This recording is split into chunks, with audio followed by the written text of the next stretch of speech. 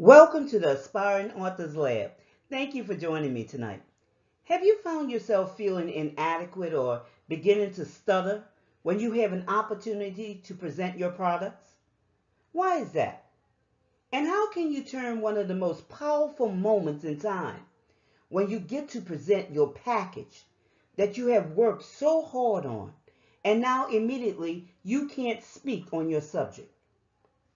This is the moment when you get to present to your readers an opportunity to invest in themselves.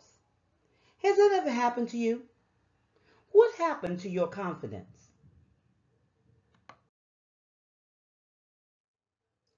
For those of you who are just tuning in, I'm Gertrude J. Chapman. I'm an inspirational book coach, international speaker, author, and entrepreneur. I help aspiring writers to write and package their first successful book. And I always say, after you have done it one time, it's easy to continue to repeat the same steps. After writing many successful books, people always ask me, Gertrude, how can I write my book? So I decided to teach those who have a story to tell. And I believe everyone has a story that can be of great value to others. The topic I'll be discussing is formula for removing the fear of selling. And this is a very important subject because this is something that touches many people. Touches many, many people. The fear of selling. What makes a book successful is leading it through from conception to the back end of doors of opportunities. Too many writers are so busy getting their book written that they fail to adequately offer to their ideal audience, their readers, the ones who are, looking to buy their book, an opportunity to invest in themselves. Wasn't that one of the main goals that you had? Writing a book that will transform lives? I always hated the sales tactic of salespeople, pushing me. I really don't like to be pushed. I really don't like to be hurried into the sale, just so somebody else could, get a commission or make a sale.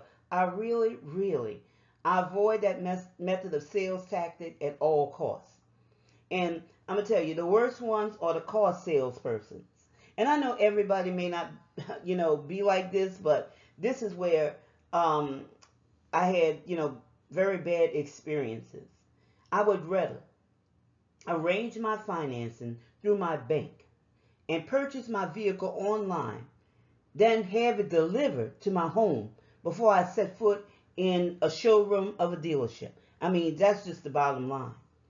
I really hate that push. I really hate that, that sales tactic. It's just something that really irks me. And I, and when you're in situations like this, you see that people don't really care about your needs. All they're looking for is to make a sale. And this is the same sales tactic that you should avoid. You should avoid using this by pushing your books instead of serving your audience. It may not be, that drastic, but, always, presenting your books before you even get to know somebody, It's the same thing. It may not, like I say, be that dramatic, like, some people's tactics are, but it still could be, a turnoff. You have to, serve your audience. When you don't serve your audience to build a relationship, that's exactly what's happening. If you miss the opportunity of offering your services, it will yield you nothing or very few positive results. Have you ever heard people say, I'll think about it? Now, they came to you with the intention of getting what they needed because they really needed it. But somehow they were turned off. Aspiring writer. Concentrate on meeting your audience's needs by serving them. And this formula does two things. Number one, for you, it takes the edge off of selling. That inadequate feeling you get when your presentation times comes, You know that feeling. I don't have to explain it to you. It's just a feeling that comes over you, and you just can't get it together because something's not right there. This is what you do. You have to stop selling and serving at the same time. You're mixing both of those together, trying to sell and trying to serve. Allow it to flow naturally. And the proper flow is serve. Serve.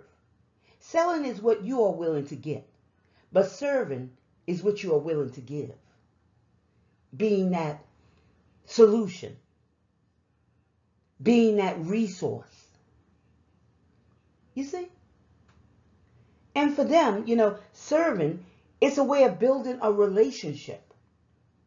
When you serve somebody, you're building a relationship. And that relationship is a major connecting point of transformation. Because it says, you care about me. You're not trying to push something on me, but you care about me. Your audience has needs. And you are that resource. And what happens here, you have a product, you have a book, and that book, that product is, directly positioned to meet that need. You must qualify your books or products to meet a particular need because everybody doesn't have the same need. And that's why you have to continue to build and develop your resources because these are lifetime opportunities. People will continue to come back to you and refer other ones, others, their friends, their co-workers, they'll refer people to you when you serve them well. Inside of your book, you are directing your audience to further their education on a subject matter because you are that expert that they trust. When you concentrate on serving them by helping them to develop their resources, they're ready to invest. Okay? They'll be looking to find out, well, what else do you have? So they can further their investment. So, see how this works? When you concentrate on serving instead of, selling. That selling never came into prominence, did it? It operated in the background. So when you fear selling things, always remember, serve. And selling will, come in the background. Serving should be the focus.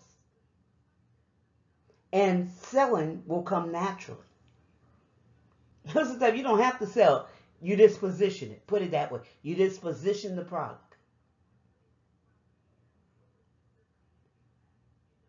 So, understand, your books and your products are never about the numbers. It's about the people you are serving. The numbers simply reflect what you did with the people you serve by creating relationships.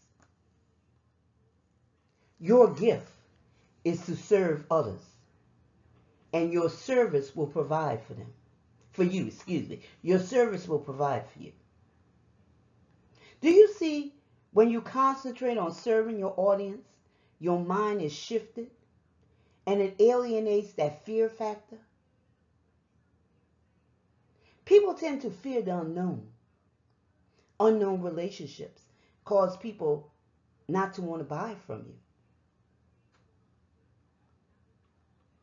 So, aspiring writer, remember I asked the question in the beginning. What happened to your confidence? You are confident in what you are passionate about. And you have all the resources to serve your ideal audience. I hope this message has served you well. With a simple adjustment of concentrating on your audience and serving them, providing them with solutions or helping them to avoid a situation, it will yield to you great results to meet your goal.